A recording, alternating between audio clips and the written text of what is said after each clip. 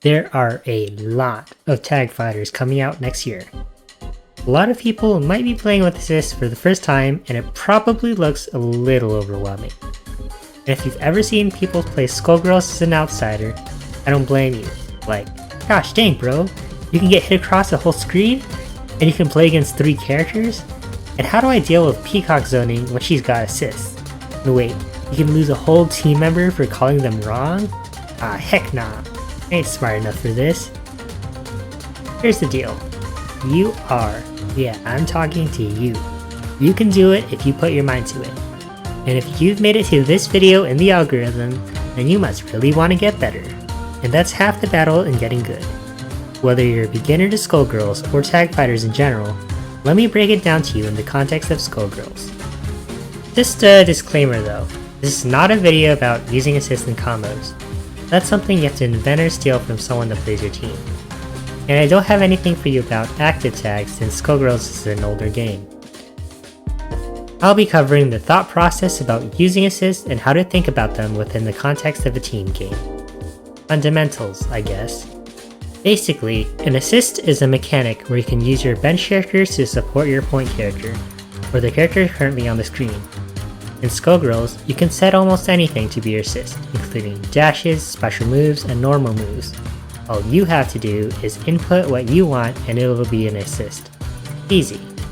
But unlimited freedom can cause choice paralysis, so let's be pragmatic here. No one in their right mind is using jab assist.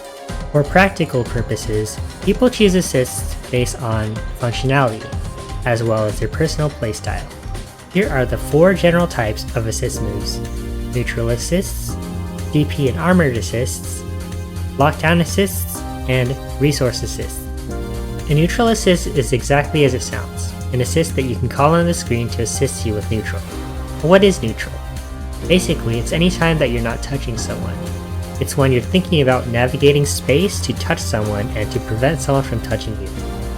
Neutral assists cover a certain area in space to both allow you to get in, as well as check people trying to get into certain spaces. A good neutral assist will cover an area that your main characters will struggle to cover, or have a way to force people to respect you and not cover spaces that you want to get in. Neutral assists are interesting because of the nature of SG neutral. Because of universal mechanics like double jump, super jump, dash blocking, and air dash cancelling, individual characters have a lot more freedom to move and accordingly get in on their opponents, as well as stay away. Because individual power level is so high, and for balance reasons, characters are balanced by having these tools or a lack of these tools. People say, for example, that Umbrella is broken. I'm not commenting on this, but I will say that Umbrella has a tough time in neutral against zoners, because she doesn't have a double jump. So against zoners, a neutral assist would be useful for her. And a character with great neutral is a viable solo character since they don't necessarily need assist to play their game. What if you're confident in your ability to get in, but not your ability to stay in? Push blocking assists after all. That's where lockdown assists come in. Lockdown assists are moves that constrain your opponent by, well, locking them down. Moves that are multi-hit are great for this purpose since your opponent cannot move while they're still in block stun. And if they didn't block, congrats. You still have time to react and then run in and punish them. In addition, they allow you to back off and punish overeager defenders. Next are the defensive assists, DP, otherwise known as Invincible Reversal, and armored assists. Assists that are hard to contest and force your opponent to respect you. In Skullgirls, you can even call assists when you're blocking. So, if you're in a situation where you just don't want to guess the mix-up, or to get someone off of you, call your handy DP assist and do just that. Lastly are resource building assist or utility assist. Some characters need to build up resources to get their full potential. Resource assists allow you to build these resources without taking any risks in neutral since you can do it mid-combo. For example, Beowulf needs to use a taunt to gain max height, which is a mechanic that strengthens his moves. But it's also a move that takes a while to come out, though A-Train assist on Big Man is useful as it lets him do that without worrying about getting hit. I'm also including utility in this category because some assists let you do other miscellaneous things due to their flexibility, like dash assists or mix-up potential as a low assist. If you're paying attention, you might have noticed that these are fluid categories. Utility assists definitely fall under as one of the more fluid ones, but even DP assists like anti-DP can get people off you as a defensive assist and work as a neutral assist to get people to back off and serve as an anti-air. An okay assist can get the job done by covering one role, but a great assist is multi-purpose. And while we're talking about great assists, let me show one. OCE, or Oceania, was one of the first regions to discover that Beat Extend is insane because it can be used as a resource assist, defensive, neutral, and lockdown assist. It can let Beowulf build resources. It's multi-hit so it can lock down, it covers a lot of space in neutral, and it's armor so it can be used defensively. Busted. Alrighty, that was a lot. Not all assists are just moves. If you really think about it, it's like giving your point character an extra move for each bench character that you play. Just another tool in your moveset. You can almost think of them as giant projectiles, since you're calling out a hitbox, and once they're out, you're free to do whatever you want. Projectiles that can assist you in neutral or give you access to new defensive options or increase the ceiling of your character with special resets. If you think of them as just giant projectiles, then it simplifies things. Instead of fighting against or juggling two characters on a screen, you're fighting a character with an extra projectile, or getting an extra move. It's not nearly as complicated as playing a puppet character. An assist cannot be spammed infinitely as there is a brief lockout period before it can be called again. So, in that vein, Brass Knuckles assist for Big Band here is just another move in Peacock's kit, so I'll just block it and run in just like I would do as if I was fighting her solo. Because they're just moves, there is such a thing as a good assist call and a bad one. You cannot just call an assist over and over in neutral. Well, you can, but it won't be pretty against someone who knows what to do. Keep in mind that even though they're moves, they're also your bench characters, so they can be hit. Calling them over and over is dangerous as you're whittling your life away, literally.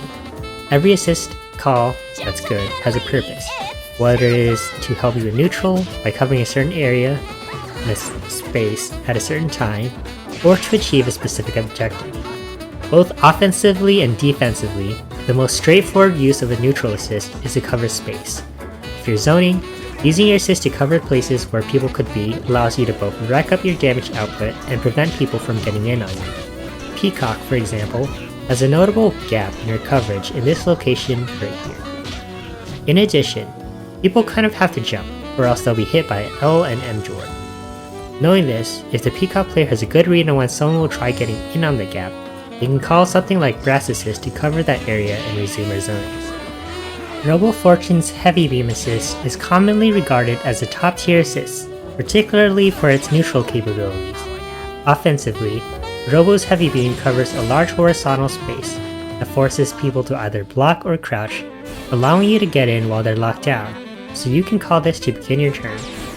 Defensively, it also covers aerial approaches, so on the ground, a point character like Dahlia can check an approach with a poke like Crouching Medium Kick, which is a low and must be blocked crouching. On the other hand, an armored neutral assist like Cerebella's Lock and Load or a DP assist is armored, so you are forced to respect it, and if you don't, you'll get hit and explode, possibly die. And you can't grab armored assists like points, only sweep, so it's extra hard to challenge since there's less ways for you to deal with it. As a result, you can call this intentionally to force people to back off and allow you to approach. Post-hit, if you do happen to win neutral, you can call in the lockdown assist to pressure them with mix-ups, or a low assist to open them up. Defensively, you can use DP assist. While blocking, call DP, and if they aren't blocking and they drop their combo for a reset, they will get reversal. In addition, you can use alpha counters to cancel your block stun and immediately transition to the assist character to force back your turn. But assist calls aren't just for getting in or keeping people out. The next level up in the assist call mind game is using the properties of the assist itself. You can intentionally call assists and do nothing, even if the assist misses, just to gather some data about what your opponent will do in that situation. If they try hitting it, then you can hit them back or close space for free. If they don't do anything, then you can start your turn since you haven't committed to pressing any buttons. something I like to do is dash block or dash jump and call assist, which is relatively safe, with the opponent needing to do hard callouts to beat me. Or, you can end your point pressure early and finish off with your assist, and then react based on whether or not the assist hit them to layer your offense. If they did hit, then you're all set to continue, and if they didn't, then you can back off and it's still a neutral win because you close space and put them closer to the corner. You can use assist to escape from unfavorable situations. There's the classic, calling an assist to save your butt from bad block pressure. Because you recover faster than your safe, usually, you're safe. Also, since your assist calls are not tied to your actual character, you can even do it when you're stuck in pit stop. Pit stop's like, when the screen freezes for attacks, and it's most noticeable during super hit stop. Generally, you can't do anything during hit stop except for DHCs in certain scenarios. However, you can call your assist. A practical example is when Beowulf does the big gigantic arm super at close range. If he hits the other point uninterrupted, close to the corner, he can get a full combo. But, if the defending player can call an assist, they can body block the Bale, preventing them from getting a combo conversion at the cost of some HP and assist lockout. Basically, the point I'm trying to get at here is that good assist calls have a reason behind them. You don't need to make every assist call galaxy brain, you just need to make sure that you did it on purpose. A bad assist call doesn't meaningfully further your progress of achieving your goal, and it can open you up to a terrible counter. Keep in mind, assists are not active frame 1. They take 24 frames to enter the screen, then they need to hit the ground for 3 more frames before they start the assist move. And after the assist, they're vulnerable during their assist time. And if they're hit for any reason, there's an assist lockout of 120 frames before you can call it again.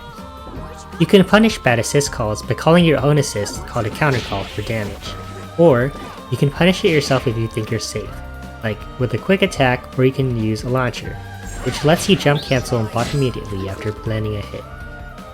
So what makes an assist call bad? Generally speaking, it's when they're called without regard to the specific situation.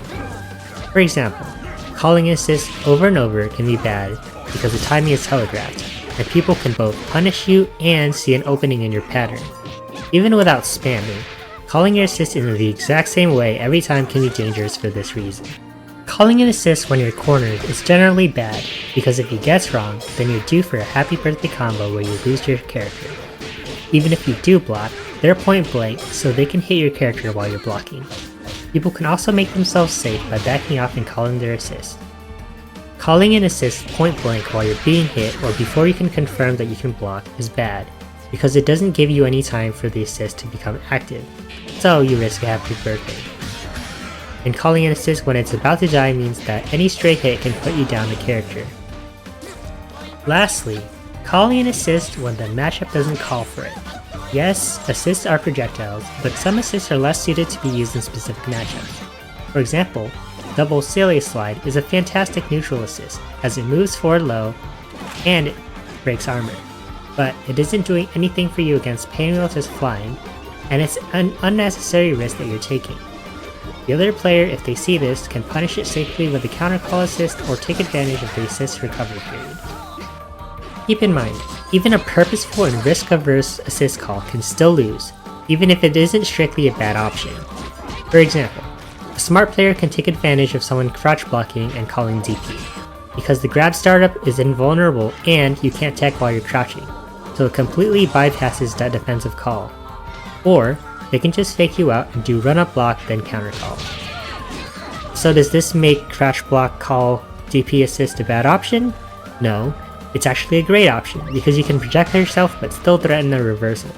But in the context of a set, if you do it every time, then it is technically a bad call versus a good player. So knowing all this, how do you get used to calling assists when the risks are so high? Make bad assist calls. I'm serious. There's no better way to learn a lesson or to grow as a player than to try and fail. The advice that worked for me when I started was just to call your assist all the time, even when you aren't sure, as long as there's a reason behind it. Then slowly decrease the assist usage in situations that you tend to be punished in, and increase the usage in situations where you are successful. When you're starting out, Even "I don't use my assist enough" is a good reason to call, and as your skill gets more and more refined, you can have more concrete ideas about using them, like "Why did I use my assist there?" and "Why did that work?" and "I'm doing this because it helps me to get in." If you think of a reason to do an assist call, try it out, and if it doesn't work, figure out why it didn't work. If you did a good assist call, figure out why it was good, and then do that more. Over time, you'll become better and better at doing this. So, now you know all about the basic fundamentals of assist usage in Skullgirls, and can probably take that with you if you plan on playing another game. So how do you pick the best assist for you as a player? The answer is, it depends. It depends on your team synergy, your characters, your skills, and preference as a player. Maybe one character can build a resource for another character. Maybe you're a zoner that needs help covering a certain area on the screen. Maybe you just like running in with an armored assist, or absolutely need a DP assist to feel comfortable. Maybe you can go without an assist or two to increase your damage as a solo or duo. There's benefits and trade-offs to everything. All I will say is that you don't necessarily need to pick the best assist for a character or a team. Take the Peacock Annie shell and Anchor Big Band. Someone might say, "Oh, you're playing Annie in the back? Easy. Pick DP assist. Peacock's defense sucks, and it covers the area that Peacock can't shoot at on the ground, and Brass can be your aggressive projectile." Okay, sure, but Heavy Burn Knuckle is a double hit that knocks people away and can break armor, and it can lock down. You could have Beat Extend cover the area that any DP would have covered instead. And Burn Knuckle is pretty cool for bans since it helps them get in.